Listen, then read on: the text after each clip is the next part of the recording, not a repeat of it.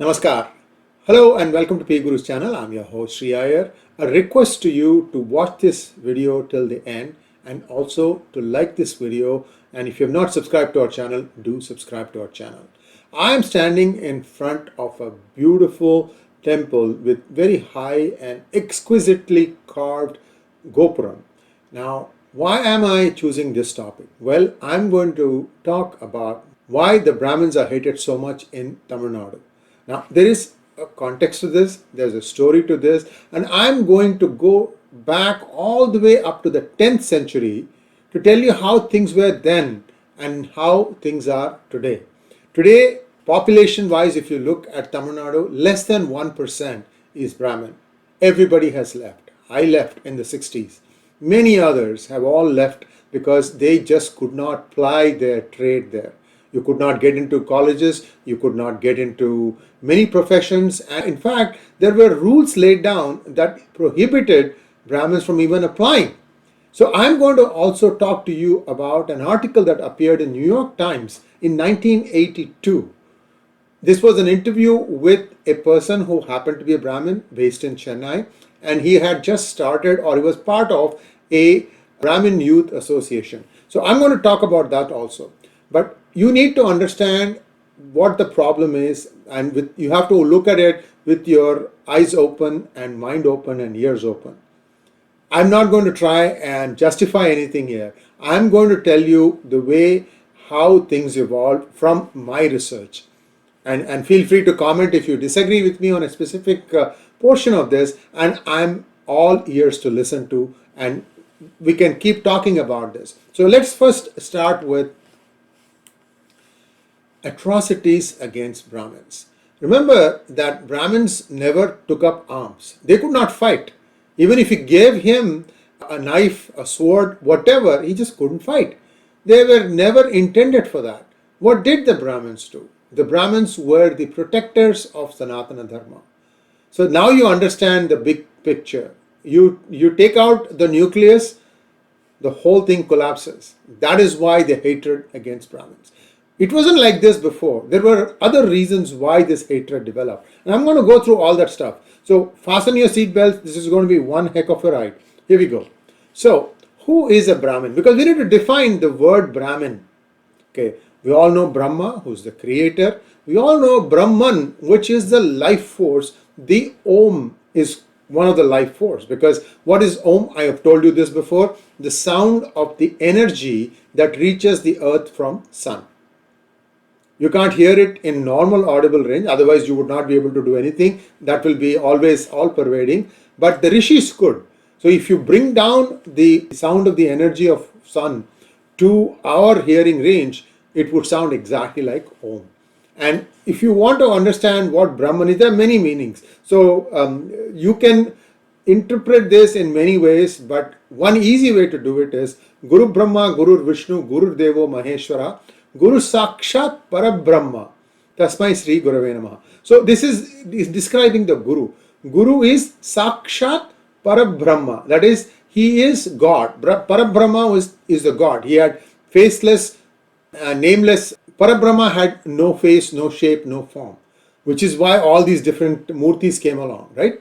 So if you think of Parabrahma, then you have the Brahman and Parabrahman above all these Brahmans. So this is a life force that sustains you, and there is a bigger life force that sustains the whole universe. That's one way to look at Parabrahma.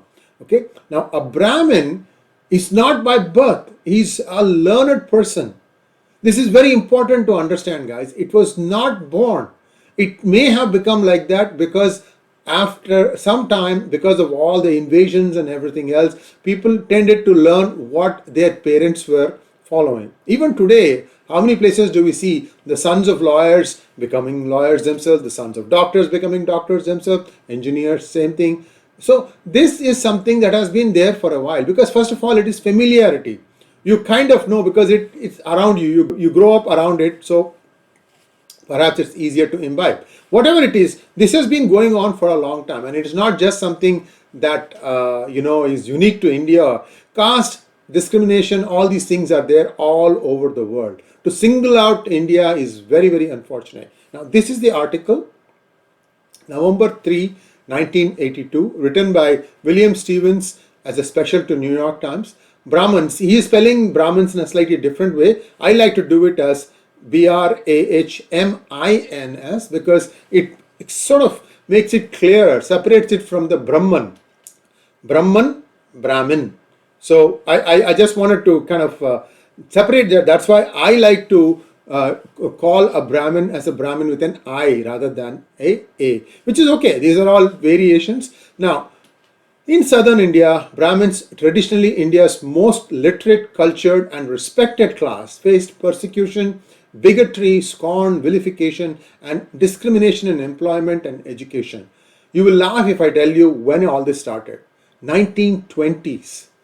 As way back as the 1920s, there was discrimination. My grandfather had a master's in mathematics. That's like, having a PhD in engineering or something like that today, or even bigger than that. There were only 4 graduating students from the entire Madras presidency. He was one of them. The other 3 were Caucasians, meaning like white, British and others. So you can imagine what an exclusive club he belonged to. The whites wouldn't hire him and the Chennaites wouldn't hire him because all the people who were running banks and other industries, they were all not Brahmins, and there was an anti-Brahmin wave. Why? Justice Party had been founded a few years ago and this was raging across Chennai. So he had to go and seek employment in a different state. I mean, this is 100 years ago. So I'm not making any excuses or any kind of apologies here as to how things came to this. But that was the situation 100 years ago. So there has been a steady migration out of Tamil Nadu of all Brahmins, and this has been going on for a long time. Today, whoever is left, they are either small-scale industries, they're running their own industries, shop owners, lawyers, chartered accountants, and so on, where you don't need to go and apply somewhere and get interviewed, and also some sportsmen, and even that is under attack now. So this is how things are, and I'm going to take you back to way back to the 10th century in the course of this conversation. So stay tuned because you have to understand what really happened. So this is 1982. This article is sort of like an interview with a person who had started the Youth Brahmins Association in Chennai in 1982, and he was talking about what has been happening. There has been a lot of baiting that had started all the way back during Periyar's time, that is E.V. Ramasamy Nayakar. That baiting was, uncontrolled, and they would be targets of crude jokes and more threatening remarks. We will not rest until the last sacred thread had been ripped apart, said a scrawl on a Madras bridge. This is in 1982. Another scrawl on a wall: if you happen to see a snake and a papan together, kill the papan first. This was given by a poet called Bharatidasan. I mean, he said he is a disciple of Bharatidasan, but he was a Dravida Kazhagam guy. And he used to write literature like this. The word papan is actually an unflattering term for Brahmin.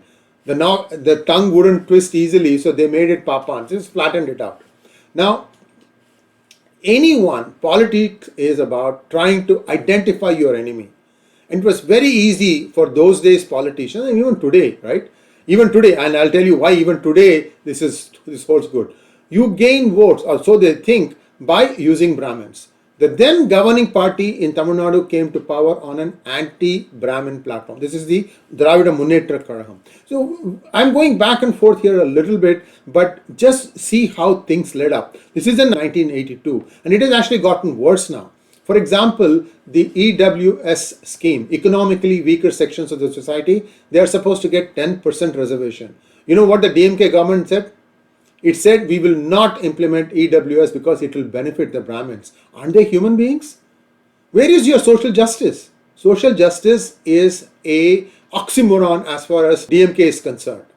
That's all I can tell you. These guys are nothing but fervent haters, and having seen that hating Brahmins is not yielding dividends, now they are going and trying to hate the entire Sanatana Dharma. So you get this thing, right? We have been saying this for a long time at PGurus.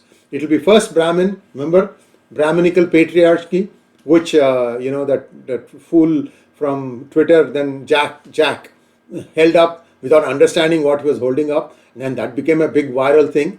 Till today, he's not said, "I'm sorry, I didn't know the implications of what I was holding up." Well, this is it. I mean, you can put anything you want in appreciation of whatever it is, but some of these things have consequences. Not only that, you couldn't even get into many of the jobs in government right from the 60s.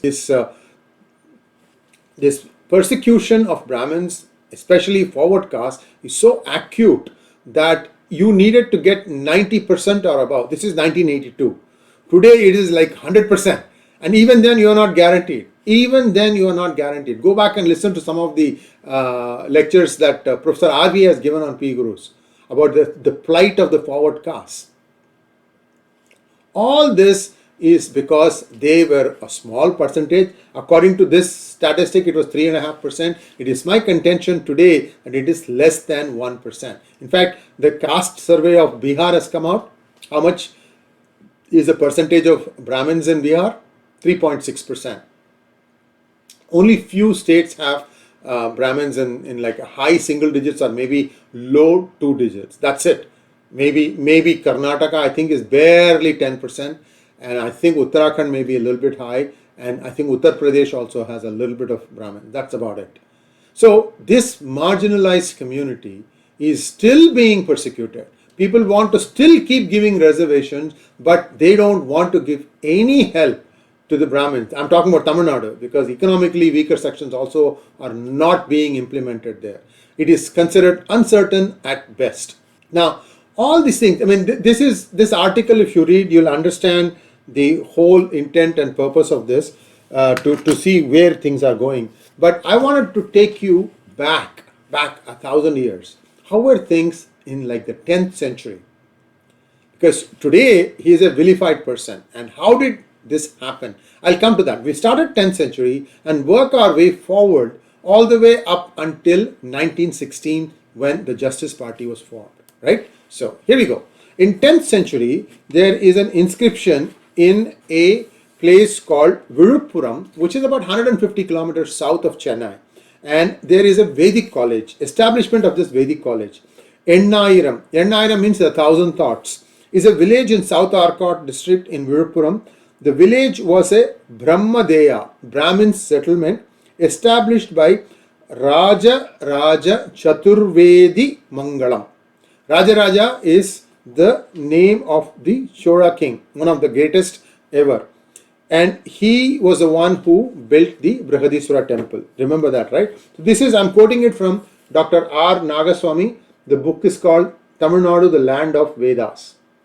And here he has gone directly back to the inscriptions. He is not basing this story on some other book. That is not the reference. He is going straight to the stone inscriptions. And here it says, the village is therefore called Brahmadesam because this was built primarily to make a Vedic university. It has a Vishnu temple in the center of the village called Rajaraja Vinnagar or Rajaraja Vishnu Graham. The main deity inside the sanctum is Narasimha, which was called Mahaghora Swarupi. Mahaghora Swarupi. Remember Ghor Ninda? Same word. It is actually a Sanskrit word, right? Mahaghora Swarupi. There are 4 types of Narasimha Murti images that could be installed for worship. Here we are getting some gyan from the good professor. There are 4: Bhoga Murti, Yoga Murti, Ghora Murti, and Abhisharika Murti. Okay. In this case, it was the Ghora Murti that was installed, which is called in the record as Rajendra Sora Mahaghora Murti, an extremely ferocious form that would confer unimaginable victories. Now, why am I saying this specific temple? And I'll come to that in just 1 second. Let me read this one paragraph. True to its nature, the deity conferred the greatest of victory on Rajendra Chola, who could conquer territories up to the Gangetic plains. The grateful Rajendra brought the Ganges water on the heads of the vanquished kings to this temple and placed it before the deity and worshipped the god. Can you imagine 12, 15 kings all marching towards Viluppuram, in a row, carrying Ganga in their heads. And then Rajendra performed the Abhishekam in this temple. Now, if you go back and as part of this, he orders to have a Vedic college built here for 270 students. And there are 75 students for Rig Veda, 75 for Yajur, and so on and so forth. It just goes on, a total of 275 students. And all these people are allocated sometimes 25 to a teacher, sometimes even as less as 10 to a teacher. And all these things are provided by the king. The king never asked these people to pay taxes because they were the custodians of the Vedas. And this was an attempt by the King Rajendra Chola to make sure that these traditions continue. You see, what happens is there is a thriving language need even today called Bhashangam. Bhasha Angam, that is language. You have to try and find the branches of it, try to break it up into smaller parts. Sanskritam is such a nuanced and advanced language that the same word means different things depending on all the surrounding words. So that Bhashangam is a continuing operation. Millions of texts written in Sanskritam hasn't changed over thousands of years. It has still not been deciphered fully. Many of them are lying around in various places. Especially in Kerala, you'll find a lot of these things. But nobody has really taken the pains to put together what exactly it means, because it's not possible to do it in a day. What I'm trying to tell you is that this was how the king had established this college. So a Brahmin typically was somebody who learned these things. Anybody who learned this thing became a learned man, a scholar, and it was not only one particular community that benefited from this. Anybody could go and learn there. Now I'm going to give you another thing. Here there is, this was on page 338, and I'm going to go to page 403. The Cholas ruled inland administration with Velars. Velars is the name of a community, and these were the people who actually were the administrators of the land that they managed. These are the land administrators. These are like the collectors, district collectors, if you will. You know, 70% of this officers of this department were Velars, that is Shudras. That means 70% of the revenue management, collection, everything was done by Shudras. So where's the question of discriminating against them? It was not there in 11th century, and it also goes on to say about 15% of them belonged to chieftain's family, and only about 14% of the entire lot were Brahmins, who were also doing the same thing. See, it depends upon where you are located. If you are around place where a lot of Brahmins were there, you collected taxes from there, and those people were there as tax collectors. But to say that they were oppressed forever is a bald lie. There never was something like that. So this is the situation in the 10th century, right? Now, let's come up forward. What happened? Now, around 1498, if I remember correctly, Vasco da Gama comes to India and, lands in Goa.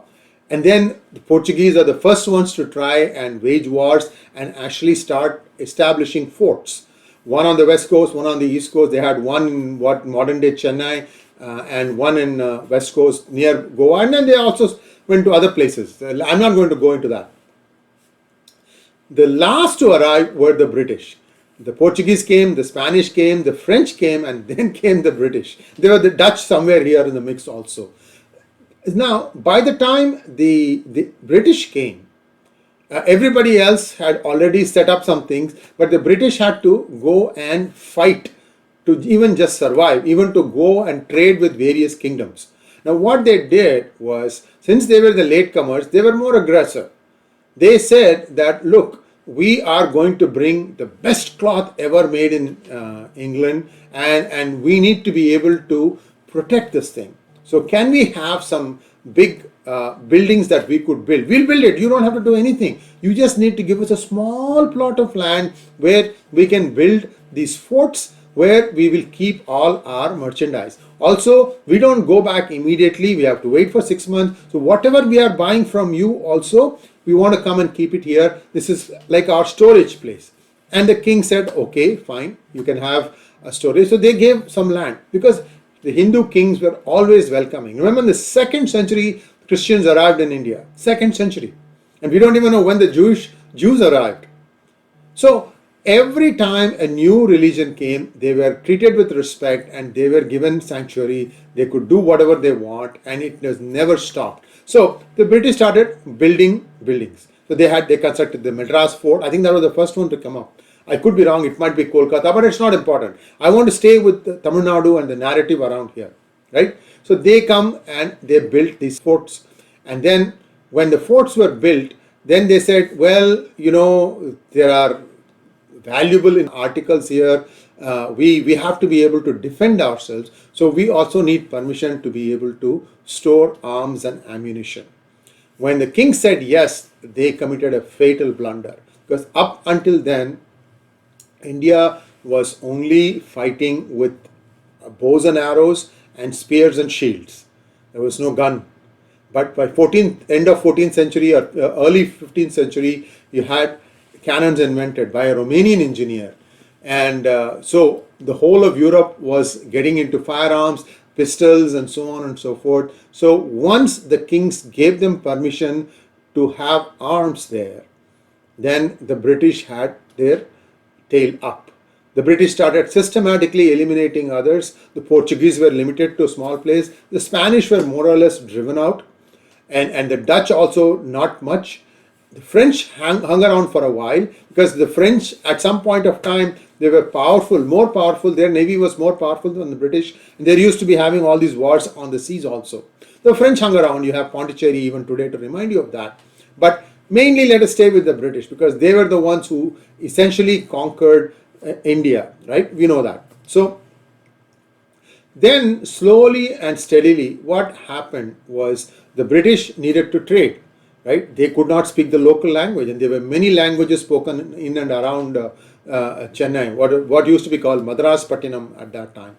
So what they would do was they would seek out people who could speak in the local language as well as in English. These were called Dvibhashi, people who can speak 2 languages. It's colloquialized to Dubhashi.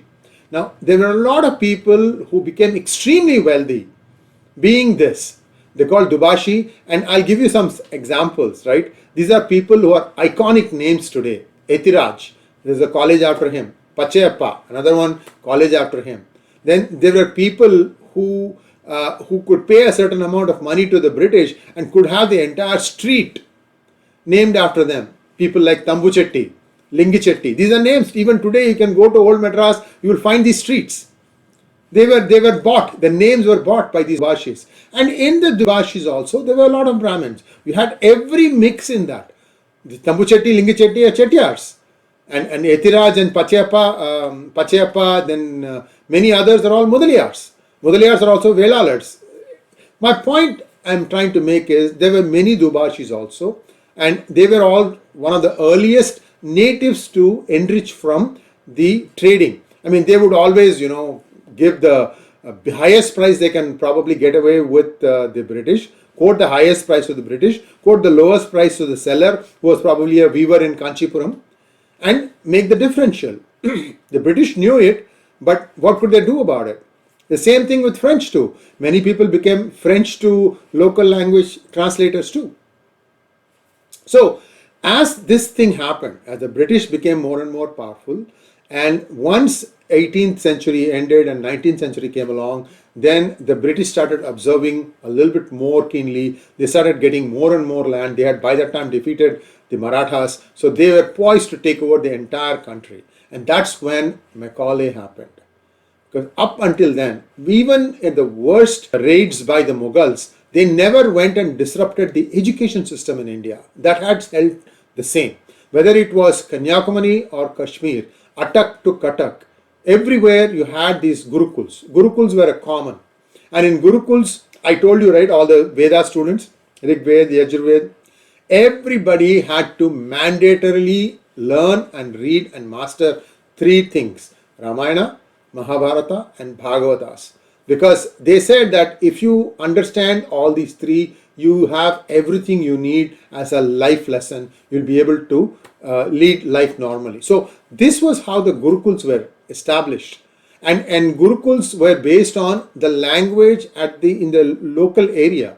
In other words, if you look at some of the art writings that is called A Beautiful Tree, this is an anthology of various travelers who were traveling through India, and they wrote their experiences. And even there, where they are talking about the distribution of students in these colleges, you can see that it was not one particular community that was favored. In fact, if anything, the Shudras were almost always the highest number. Why? We are talking about 18th and beginning of 19th century. But remember, in the 10th century, it was 70% Shudras who were administering the lands of Cholas. And Cholas are considered the first, formalized administration system that they brought. Rajarasura is credited with that. So you really had them running all these things. Everybody learned languages, everybody learned in their mother tongue, and they also had to learn other languages such as Sanskritam, whatever they needed to know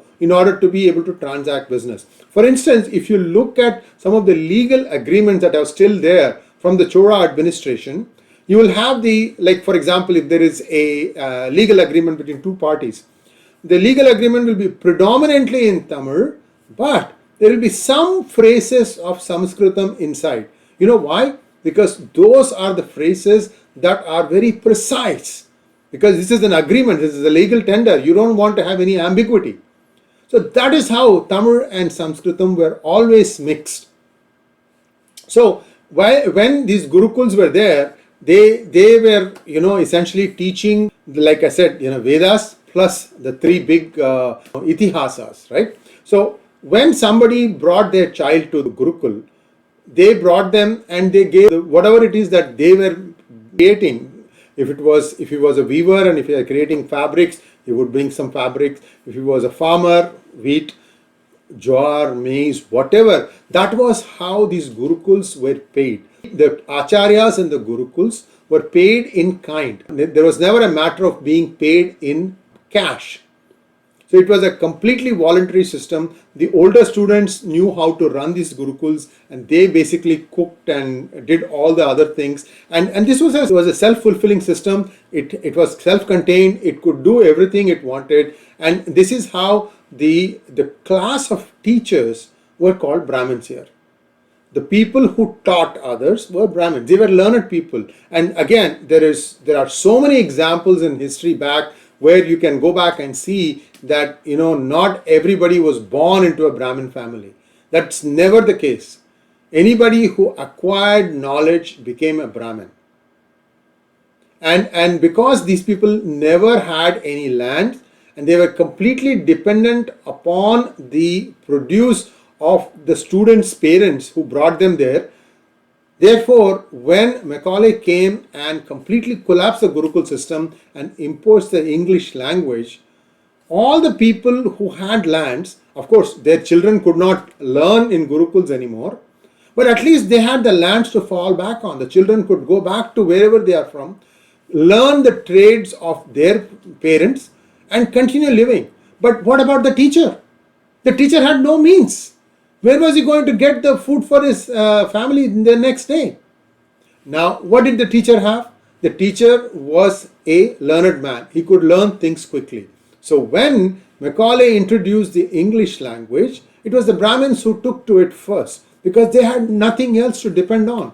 They had nothing else to fall back on.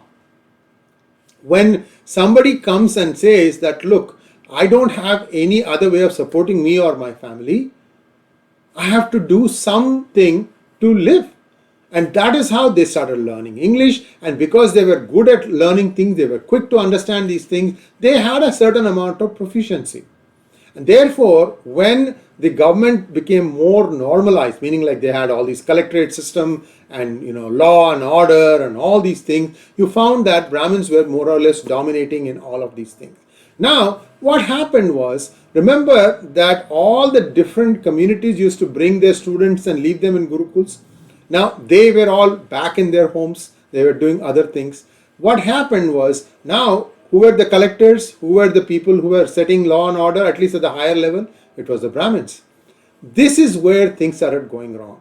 The landowners who were not Brahmins, they did not like the fact that somebody who they nurtured is now coming and telling them the law, penalizing them if they did not pay the taxes.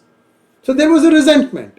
Unfortunately or fortunately, this was very pronounced in Tamil Nadu, and I didn't see this thing in other places. This was the original reason why this Brahmin versus anti-Brahmin feeling started.